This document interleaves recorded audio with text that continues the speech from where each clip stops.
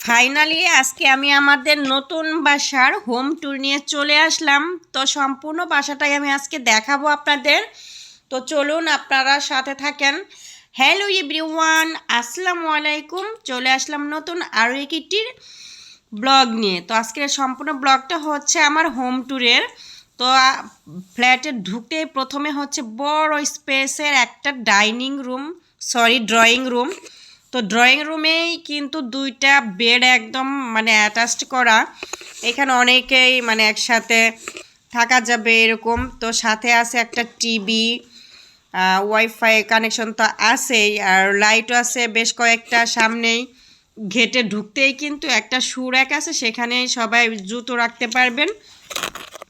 তো ড্রয়িং রুমের সামনে একটু আগায় যাওয়ার পরেই হচ্ছে, তো ড্রয়িং রুমে কিন্তু আরও সোফাও আছে, সোফা আছে 3টা একসাথে লাগানো। তো তারপরে একদম ড্রয়িং রুমের পশ্চিম পাশে আছে একটা বেসিন গ্লাস। তো প্রথমে আবার ড্রয়িং রুমের পাশে আছে একটা বড় বেডরুম, আর তার পাশে আরেকটা বেডরুম আর কিচেন আছে। তো আমাদের বেডরুমগুলো আমি আপনাদেরকে দেখাই, চলেন। তো বেডরুমে ড্রয়িং রুমে ঢুকতেই প্রথমে যে বড় বেডরুমটা, এটা একটু ভিআইপি। এই তো প্রত্যেকটা এই বেডটা অনেকটাই বড়। তো এসি আছে, সোফা আছে সিঙ্গেল একটা। তো আর এই পাশে আপনার প্রত্যেকটা রুমে দুইটা যে বেডরুম আছে, দুইটা বেডরুমে এসি আছে। তার এখানে হচ্ছে একটা আপনার ড্রেসিং টেবিলের মতো আছে, আর একটা টুল আছে যেখানে বসে আপনারা ইচ্ছে মতো সাজুগুজু করতে পারবেন। তো এখানে সাজুগুজু করার ব্যবস্থায় করে রাখছে। তো এই পাশে কিন্তু আরও একটা বড় টুলের মতো আছে, ওইখানে ইচ্ছে মতো জিনিস পত্র রাখা যায়। আর ড্রেসিং টেবিলের পাশেই কিন্তু এরকম একটা ড্রয়ার সিস্টেম আছে, আর তার পাশে আছে একটা আলমারির মতো। তো সেখানে আপনারা কাপড় চোপড় গুছিয়ে রাখতে পারবেন, আর আমরাও কিন্তু কাপড় চোপড়গুলো গুছিয়ে রাখছি। তো এখানে এটার পাশে অ্যাটাচড একটা বাথ ছিল। তো এই রুম থেকে বের হয়েই তো এটার পরে যে রুমটা আছে আরও একটা বেডরুম। তো সেই বেডরুমটা এখন আমি দেখাচ্ছি। তো এই রুমটা বেশ মোটামুটি ভালোই বড়, ঢুকতে একটা টেবিল ওরা টুলের মতো দিয়ে রাখছে। তো এখানে কি রাখার জন্য সেটা আমি জানি না। তো এখানে পাশে একটা ক্যাবিনেট আছে, আলমারি প্লাস ক্যাবিনেট দুটা একদম অ্যাটাচড করা।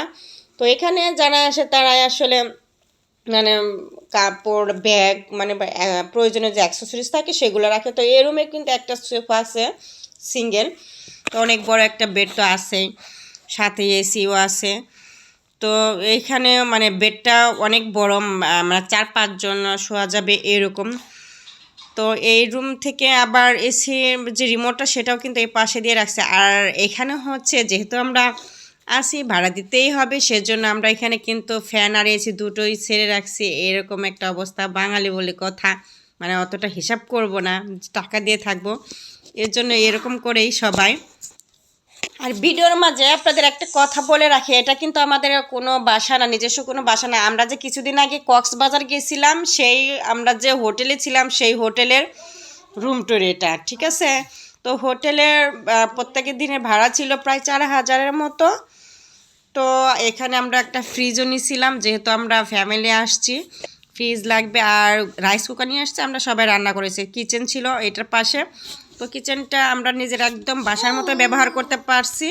তো আপনারা চাইলে কিন্তু এখানে গ্যাসের চুলাও নিতে পারেন, সেটার জন্য এক্সট্রা ফি দিতে হয় ওদের প্রতিদিন 500 টাকা করে। যেহেতু আমাদের কাছে রাইস কুকার ছিল, এর জন্য আমরা গ্যাসের চুলাটা নিইনি। তো এখানে আমরা খাওয়া দাওয়া করে প্লেটগুলো ওইভাবে ধুয়ে রেখে দিছি।